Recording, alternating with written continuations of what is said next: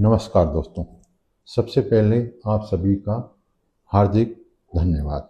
पिछले कुछ दिनों में मेरे द्वारा पोस्ट किए गए वीडियो पर जो स्नेह, समर्थन और प्रतिक्रिया मिली है, उसने मुझे यह विश्वास दिलाया है कि आप केवल समाचार नहीं बल्कि समाचारों के पीछे की सच्चाई, संवेदनाएं और जवाबदेही की चर्चा भी सुनना चाहते हैं। 2 जून को मैंने अपनी एक वीडियो में एक छात्रा की पीड़ा और उसके मन की बात आप तक पहुंचाई थी। मैंने उस बच्ची की पहचान गोपनीय रखी क्योंकि मुझे यही उचित लगा।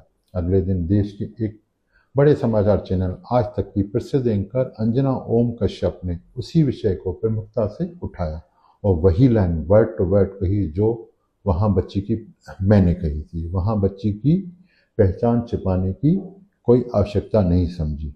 उनकी एक मजबूरी होगी। पत्रिका में हर मंच और हर प्रकार का अपना दृष्टिकोण और अनुभव होता है, इसलिए मैं किसी की तुलना में नहीं जाना चाहता। लेकिन एक बात जरूर महसूस हुई कि जिन मुद्दों को हम समय रहते पहचान लेते हैं वे बाद में राष्ट्रीय चर्चा का विषय बनते हैं। इसी तरह 3 जून को मैंने देश में हो रही लगातार अग्नि दुर्घटनाओं पर सवाल उठाया था कि आखिर जवाबदेह कौन। सिस्टम की विफलता, लापरवाही, नियमों की अनदेखी पर चर्चा की थी। उसी शाम लगभग देश के सभी प्रमुख चैनलों पर यही बहस और रिपोर्टिंग का केंद्र बन गया। कई मित्रों के फोन आए। उन्होंने कहा, जिन मुद्दों पर आपने पहले चर्चा की थी वही बातें अब राष्ट्रीय मीडिया में प्रमुखता से दिखाई जा रही है। मैं इसे अपनी उपलब्धि नहीं मानता, मैं इस बात का संकेत मानता हूं कि यदि हम ईमानदारी से समाज के मुद्दों को देखें, तथ्यों को समझें और बिना किसी पूर्वाग्रह से अपनी बात को रखें तो हमारी छोटी सी आवाज़ सार्थक हो सकती है। दोस्तों, मेरी कोशिश सिर्फ खबरें बताने की नहीं, कोशिश यह है कि खबरों के पीछे छिपे सवालों को सामने लाया जाए। इसलिए मेरी पोस्ट केवल सूचना नहीं बल्कि सोचने और चर्चा करने का विषय होती है। आज 5 जून है, विश्व पर्यावरण दिवस।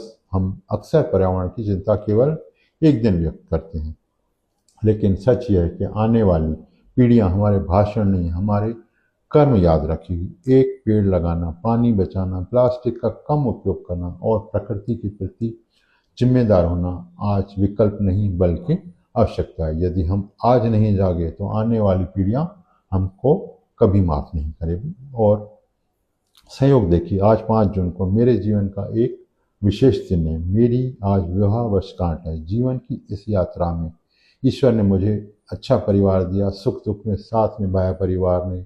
जीवन संगिनी का भी आभार व्यक्त करता हूँ जिनके सहयोग, धैर्य और विश्वास ने इस सफर को आसान बनाया। परिवार और मित्र यही जीवन की सबसे बड़ी पूंजी होती है। अंत में आप सभी का पुनः धन्यवाद। आपका यह स्नेह, विश्वास मुझे प्रेरित करता रहे। मैं आगे भी समाचारों के शोर से अलग तथ्यों, सार्थक चिंतन की आवाज़ आप तक पहुंचाता रहूं। मैं हूं प्रकाश और आप देख रहे हैं ब्लास्ट बाय प्रकाश। धन्यवाद। जय हिंद। वंदे मातरम।